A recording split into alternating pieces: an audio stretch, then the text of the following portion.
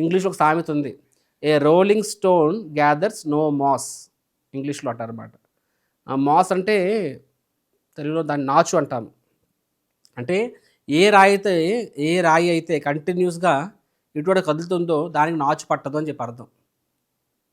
Rolling stone gathers no moss అంటే ఒక దగ్గర స్థిరంగా ఉన్నప్పుడు దానికి నాచు పడుతుంది.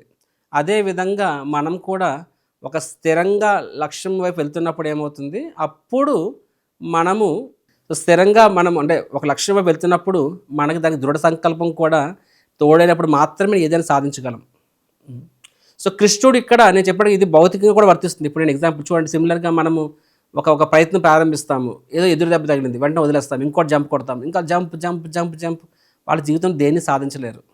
ఎందుకంటే ఏ చిన్న ఎదురు దెబ్బ పడినా సరే వాళ్ళు సహనం కోల్పోతారు, నమ్మకం కోల్పోతారు, కోల్పోయి నిరుత్సాహపడిపోతారు, వేరే జంప్ కొట్టేస్తారనమాట.